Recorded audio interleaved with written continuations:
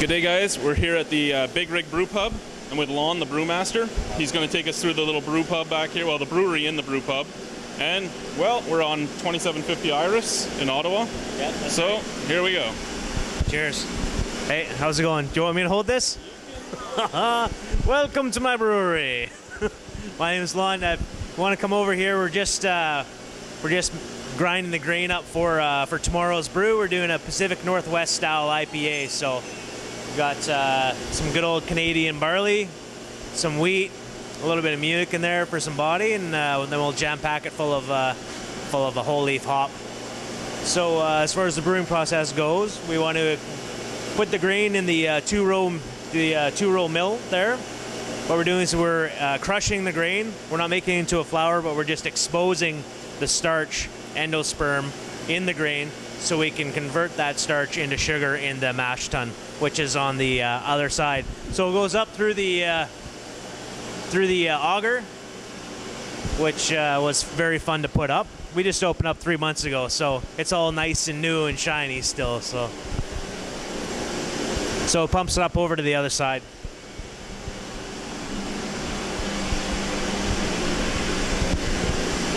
So if you follow it through up over here, goes into the hopper, and from the hopper we're ready to start the mashing in process.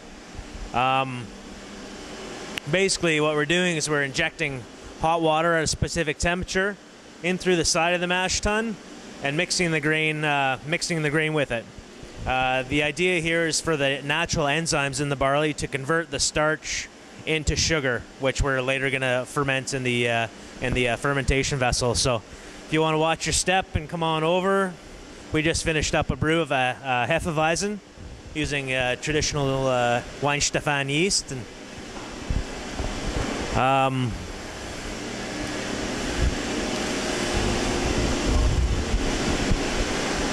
so basically the hot water shoots out here, the grain comes down here. We've got a hose that connects the two. Use the paddle. We're old school here, no rakes. Like to get our hands dirty, so basically mix up the mash until it looks like a big thick porridge. Let it sit there for about an hour, and during that process the starch is converted into sugars.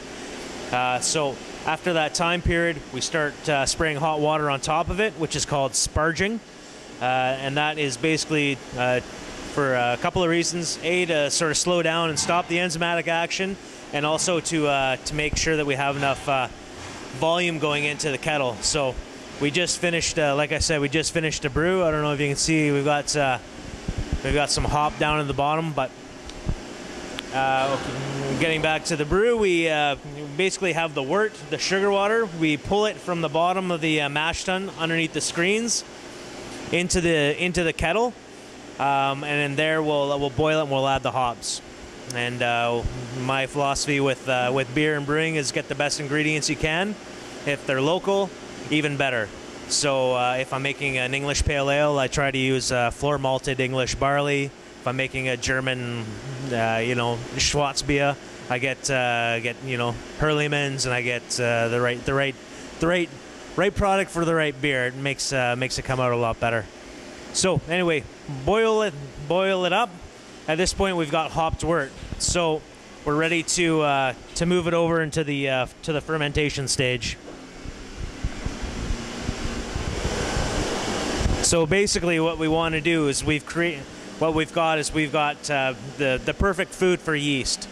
So yeast likes a specific temperature, so we put it through the heat exchanger, and then it goes into one of our 3 fermenters. Now we're a brew pub, so it's not a very large space, and we like to have a lot of diversity in style of beers. So basically, we've got a 2-week rotation with our beers in production side. So we'll basically 8 hours over here, and then the fermentation time, let's say about a week after that fermentation takes place, we will crash cool it, take the yeast off the bottom, and reuse it for future brews. These are 20 barrel. The brew house is actually a 10 barrel system. So Yeah, so our more popular beers we brew twice, and then our seasonals and gives us a little bit more playing room, and we don't have to commit the very little space we have to something that sells a little bit slower. We just get to make more beer more often to keep it fresh. So after that, we move it over to the other side.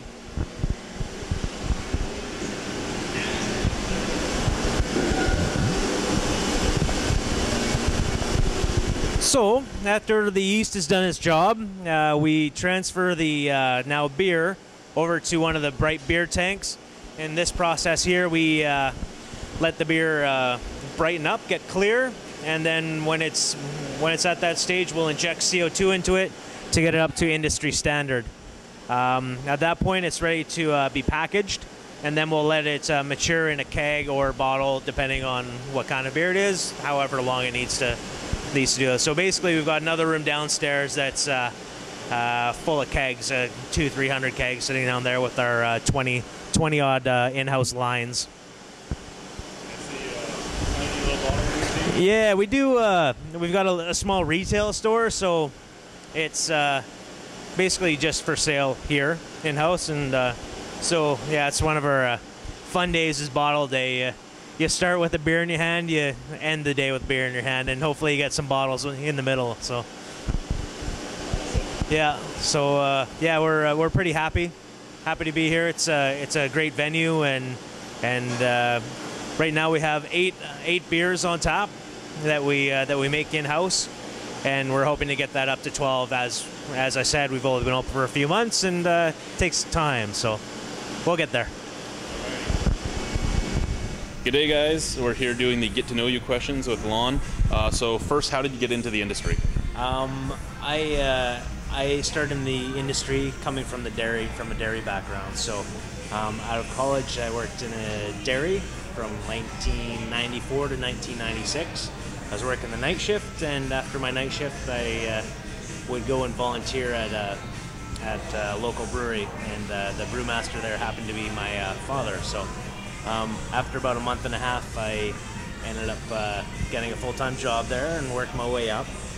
Within a year and a half, I was running that brewery as we were sort of doing setups in Vancouver and around Victoria. That brewery is Spinnaker's on Vancouver Island, so again, a brew pub. And while I was head brewer there, I did an apprenticeship with a gentleman named James Pryor, who's a brewmaster at Baskin. It's in Whitbread. So I got to spend a bunch of years with him, and he's still on the end of the line sometimes.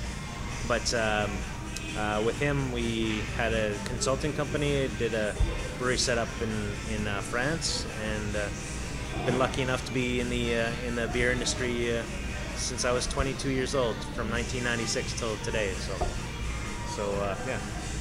Alrighty. That's it. Favorite style of beer? I would have to say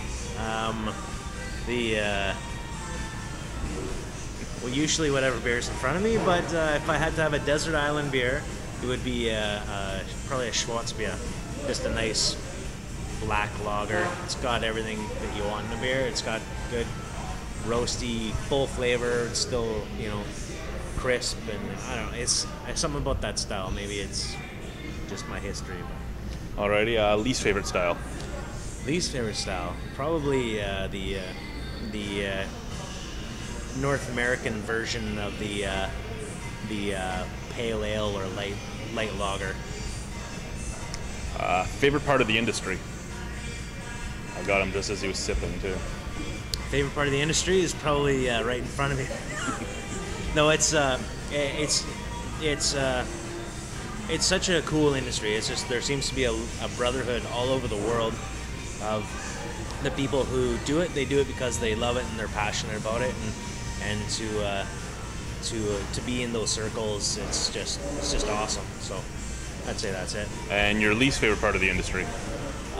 Least favorite is probably, besides sales agents, I'd have to say I don't thoroughly enjoy being wet head to toe every day.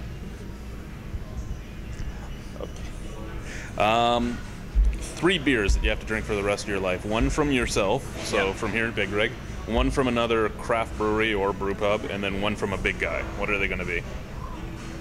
I would probably take Weinstefan's Hefeweizen for the big guy. Here I would take my ESB, just because I love the style. And the first beer I ever made commercially was an ESB, so a special place in my heart. As far as another craft beer goes, I would have to say Kitchissippi, which is another Ottawa brewery. They've got a great porter coming up that they had last year, and I'm looking forward to trying. Alrighty. Strangest ingredient you've ever used to brew with? Strangest ingredient, I would have to say I made for Valentine's Day a cask that tasted like cinnamon hearts, and it was basically beetroot and cinnamon sticks, and it was basically looked and tasted exactly like a cinnamon heart. Not for me. I had a sip of it. It was great, but the cask sold out, and it was good. If you weren't doing this, what do you think you'd be doing? I would probably be doing this somewhere else. And finally, malt maniac or a hophead? I'm a balanced guy. I like my beers to be to have an edge of balance. I mean, when I started back in the mid '90s, it was right when the Pacific Northwest American hops were just bashing, and every beer festival you go to is like who could out hop each other. And then by the end of it, you couldn't really taste anything. And I think beer is a gauge of style. And I like a beer to be balanced, and so I can have 2 or 3 of them, so I can enjoy them. So I like a lot of hop, but I sort of top out around the 60, 70 IBU. Alrighty, thank you. And this beer that was brought to us is a pumpkin porter. Pumpkin porter.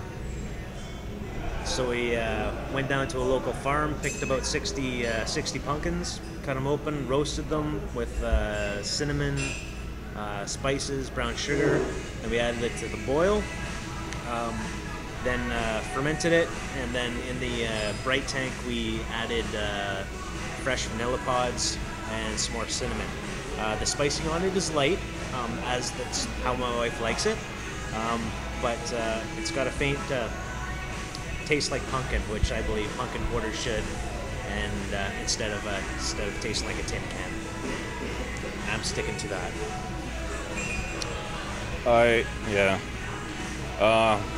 think I have a little tear in my eye because it's one of my favorite styles with one of my favorite seasonals, and it's great. Oh, nice. Well, cheers to that, man. Yes.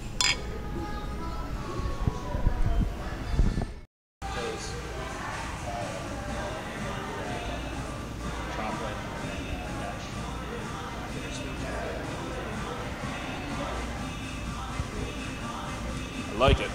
I could drink it quite often. Yeah. Don't like it as much as the porter though. The chocolate comes off a little too bitter for myself personally in the background. Yeah.